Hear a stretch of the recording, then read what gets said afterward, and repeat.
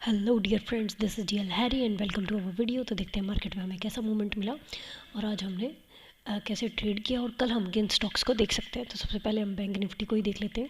देखिए, bank Nifty में एक आज अच्छा मूव आया है अप साइड का और एक ग्रीन कैंडल बनी है। तो कल हमें पता लग सकता है कि ये अपना ट्रेंड वापस चेंज कर रहा है या अभी इसमें और डाउन साइड का मोमेंटम आता है। अगर ये इस कैंडल के हाई या लो को ब्रेक करता है तभी हम डिसाइड कर पाएंगे।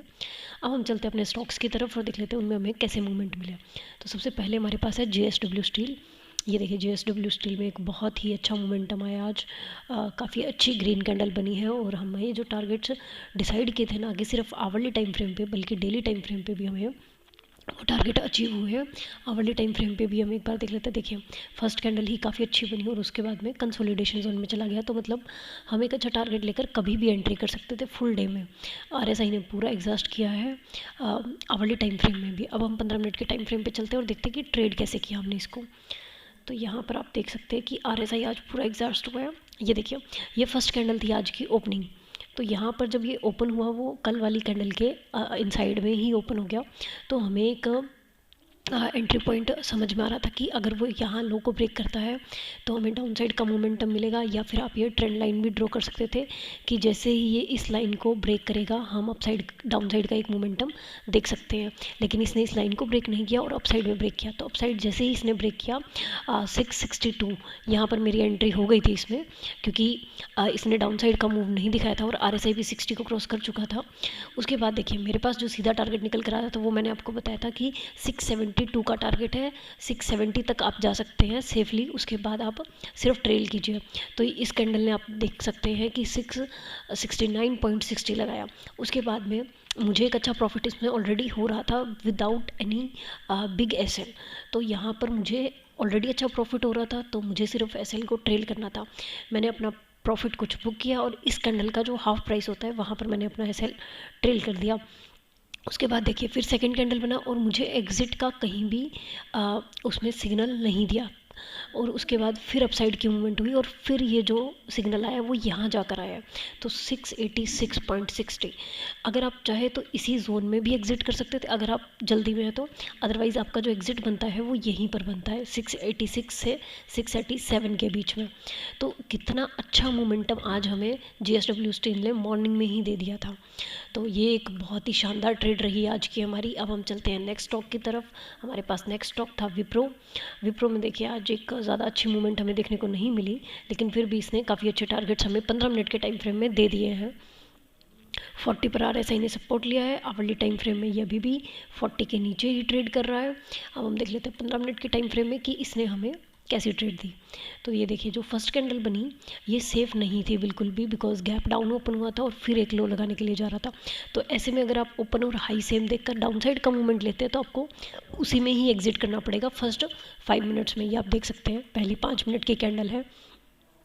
यहाँ पर आपकी एंट्री होती है इस लो के नीचे, यानी कि लगभग 638 पर, और आपका जो टारगेट रहता है वो स्विंग के अकॉर्डिंग। देखिए, कहीं भी आपको सपोर्ट लेवल नहीं दिख रहा है। अगर हम पीछे भी देखते हैं चार्ट में तो यहाँ पर आपको सिर्फ एस्टिमेट लगाना पड़ेगा कि आपको लगभग 1% का मूव मिल जाए, यानी कि 6 पॉइंट लगभग।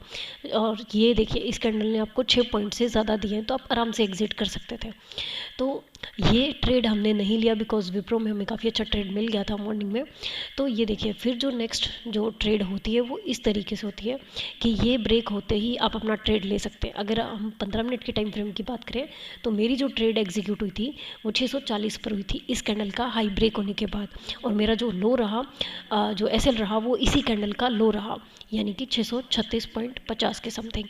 अब यहाँ पर देखिए, फिर मेरा जो टारगेट निकल कर आया वो 647 का निकल कर आया। अब ये ट्रेड मैंने लिया क्यों? यहाँ पर देखिए, मेरा जो SL है वो लगभग 4 पॉइंट का है, जबकि मेरा टारगेट जो है वो 7 पॉइंट का है। तो मेरा रिस्क रिवॉर्ड रेशो यहाँ पर काफ़ी अच्छा था, इसीलिए मैंने ये ट्रेड लिया। अगर मेरा टारगेट सिर्फ 4 ही पॉइंट का होता या 3 पॉइंट का होता, यानी कि ये गैप, तो मेरी इसमें ट्रेड नहीं बन रही थी। तो इसलिए मैंने इसमें ट्रेड लिया। अब यहाँ पर देखिए, फिर इसने एक बार डाउन की लगाने की कोशिश की, लेकिन जो मेरा SL था वहाँ तक ये नहीं आया बिकॉज इसको स्विंग बनाना था, और RSI ने भी 40 को सिर्फ छुआ पर। उसके बाद फिर ये अपसाइड गया और हमारे टारगेट को आराम से अचीव करता है ये इस कैंडल पर जाकर, जो कि 647.70 तक है। आप इसी कैंडल पर भी एग्जिट कर सकते हैं बिकॉज ये 647 को टच करके आ चुका है। उसके बाद इसमें एक अच्छा मोमेंटम आने की पॉसिबिलिटी नहीं थी, बिकॉज इसको इस प्राइस के ऊपर अपनी क्लोजिंग देकर सस्टेन करना ज़रूरी था। तो यहाँ पर जब इसने सस्टेन करना नहीं शुरू किया तो मेरा इस कैंडल पर मैंने एग्जिट कर दिया था 647 पर। तो यहाँ पर मुझे 7 पॉइंट का टारगेट मिला। तो इस तरीके से हमने आज ट्रेड किया। ये दो हमारे बहुत अच्छे ट्रेड्स रहे। अब हम देख लेते हैं कि कल हम किन स्टॉक्स को देख सकते हैं। तो सबसे पहले हमारे पास है एक्सिस बैंक। एक्सिस बैंक में आप देख सकते हैं कि एक ग्रीन कैंडल बनी है, डाउन साइड की काफ़ी अच्छी मोमेंटम हुई है। आवली टाइम फ्रेम पर अगर हम चले तो यहाँ पर आप देख सकते हैं कि RSI 40 के नीचे ही ट्रेड कर रहा है। और 15 मिनट टाइम फ्रेम पर हम देख लेते हैं कि हम इसको ट्रेड कैसे करने वाले हैं। ये देखिए, ये आकर रुका है 40 के नीचे और लगभग ये 40 हो सकता है अगर ये इसी जोन में ओपन हो जाता है। तो अब हम इसे ट्रेड कैसे करेंगे, थोड़ा मिनिमाइज़ कर लेते हैं ताकि हमें अच्छे से समझ में आ जाए। ये देखिए, ये एक रेजिस्टेंस लेवल आ चुका है इसके लिए, जहाँ से प्राइस अपसाइड नहीं गया है, और ये डाउन साइड का सपोर्ट लेवल आ चुका है। तो अगर ये इसी जोन में ही ट्रेड करता है तो हम अपसाइड के टारगेट के लिए जाएंगे 700, जो कि हमारा साइकोलॉजिकल लेवल है, लगभग इसी के आसपास। और डाउन साइड के लिए हम आएंगे 677 के टारगेट के लिए पहले। तो ये दोनों हमारे पास टारगेट रहेंगे अगर ये इसी जोन में ओपन होता है। तो अगर ये गैप अप या गैप डाउन ओपन होता है तो हम देखेंगे कि वो कैसे मूवमेंट करता है। अगर आपको कंफर्टेबल लगे तो आप पहले 5 मिनट वेट भी कर सकते हैं, और अगर 15 मिनट भी ज़रूरत पड़े तो 15 मिनट भी वेट कीजिए, उसके बाद ही ट्रेड कीजिए। और ये देखिए, डाउन साइड का हमारे पास अगर ये यहीं इसी हाई के पास ओपन हो जाता है तो फिर ये डाउन साइड की मोमेंटम करता है तो हम यहीं ट्रेड लेंगे। और अगर ये इस लो के पास ओपन होता है तो फिर हम अपसाइड का मूवमेंट इसमें देख पाएंगे, क्योंकि ये 40 के बिल्कुल करीब है। तो देखते हैं कि कल इसमें कैसा मूवमेंट होता है। नेक्स्ट हमारे पास जो स्टॉक है वो है ICICI बैंक। बैंक निफ्टी का एक अच्छा मूवमेंट इन दोनों में बहुत ज़्यादा मायने रखेगा। तो हम देखेंगे कि बैंक निफ्टी में भी कल कैसा मूवमेंट होता है, साथ साथ देखते रहेंगे। यहाँ पर देखिए, जहाँ प्राइस आकर रुका है डेली टाइम फ्रेम पे, वो एक पहले रेजिस्टेंस लेवल था और अब एक सपोर्ट लेवल हो सकता है। आवली टाइम फ्रेम पर अगर हम बात करें तो ये 40 को क्रॉस करके और एक रेंज शिफ्ट टाइप का सिनेरियो बना सकता है। Just a minute, yes. तो ये एक, अगर इसी तरीके से ही अपसाइड जाता है तो ये एक रेंज शिफ्ट का सिनेरियो बना सकता है, जहाँ पर RSI अब फिर 50 पे सपोर्ट लेकर फिर 60 पे सपोर्ट लेकर और फिर अपसाइड जाएगा। और 15 मिनट, अब यहाँ पर आप देख सकते हैं कि एक ट्रेंड लाइन भी डाउन साइड से हम बना सकते हैं आवली टाइम फ्रेम पर। ये देखिए, ये लाइन ड्रॉ हो रही है। 15 मिनट के टाइम फ्रेम पे देख लेते हैं कि हम इसे ट्रेड कैसे करने वाले हैं। यहाँ पर आप देखिए कि अगर ये इसी जोन में ओपन होता है, जो लास्ट के जो 2-3 कैंडल्स बन रहे हैं, ये 2 कैंडल्स को आप ज़्यादा प्रेफरेंस देंगे। अगर ये इन्हीं दोनों कैंडल्स के प्राइस के बीच में ओपन हो जाता है तो हम इसको ब्रेक करने के बाद ही अपनी ट्रेड एग्जीक्यूट करेंगे। और अगर ये गैप अप या गैप डाउन होता है तब हम देखेंगे कि ये किस साइड की मूवमेंट करेगा, वेट करेंगे इसकी मूवमेंट को समझने का। और अगर देखिए, ये अगर इसको ब्रेक करता है तो हम अपनी ट्रेड तभी एग्जीक्यूट नहीं करेंगे, बिकॉज RSI 60 से वापस रेजिस्ट करके डाउन आ सकता है और इसके पास अपसाइड में इतना ज़्यादा पोटेंशियल भी नहीं है टारगेट देने के लिए, क्योंकि ये 756 पर ही रुक जाएगा।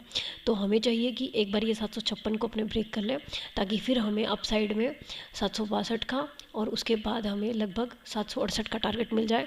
और अगर ये डाउन साइड ब्रेक करे तो हमारे पास जो पहला टारगेट निकल कर आएगा वो 744 के आसपास, और फिर जो नेक्स्ट टारगेट निकल कर आएगा वो 740 के डाउन साइड में निकल कर आ सकता है। तो इस तरीके से हम कल एक्सिस बैंक में भी एक अच्छा मूव देख सकते हैं, लेकिन बैंक निफ्टी को हमें साथ के साथ देखना पड़ेगा कि वो कैसे मूव करता है, उसी के अकॉर्डिंग हम अपने ट्रेड्स को एग्जीक्यूट करेंगे। तो आज के लिए इतना ही फ्रेंड्स, मिलते हैं नेक्स्ट वीडियो में। Till then, thank you and good night.